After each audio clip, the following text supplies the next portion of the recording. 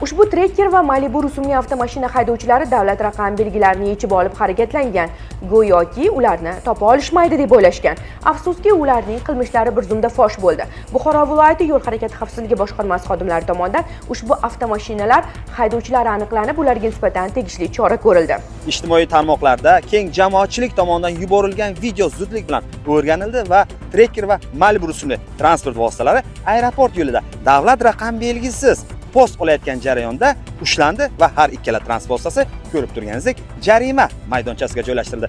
Biz bu holat bo'yicha haydovchilarga yuzlanamiz. Nima uchun bu ishni qilasiz? Instagramga video joylamoqchi edik. Endi taqiqlangan hududini bilmagandik. Boshqalarga ham tavsiya bermaymiz, bu ish qilishni. Nima uchun shu ishni qildingiz? Tanazoyingizni lukdan chiqarib harakatlandingiz. Bundan tashqari turli xil noodatiy raqslarga tushibsiz. Maqsadimiz Instagramga post qo'yish edi. Bu ishimizdan pushaymonmiz. Zapretni zonaligini ham bilmasdik. Hech kimga bunaqa qilishni tavsiya bermayman.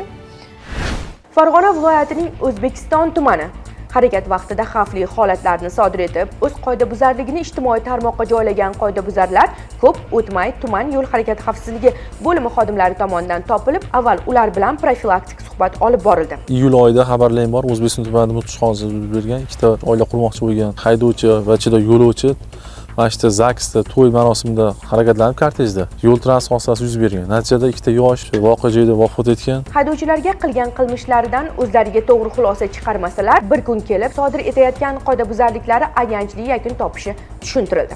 Haydovchilar esa sodir etgan qoidabuzarligidan pushaymonligini bildirdi. O'rtog'imni to'yiga shu Nexia bir mashinasida bordim. Har xil xavfli harakatlarni qildim.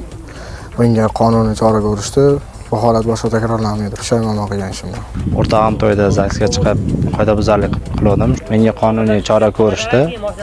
Boshqa qaytarilgan uzr so'raman. O'rtog'im to'yiga shu Kia K5 mashinasida to'yga chiqdim. Guruh bo'lib qoidabuzarlik qildim. Endi pushaymonman. Pushaymonlik esa jazodan ozod etmaydi. Shu sababli haydovchilarning har biriga nisbatan sodir etgan qoidabuzarlik yuzasidan qonuniy choralar ko'rildi.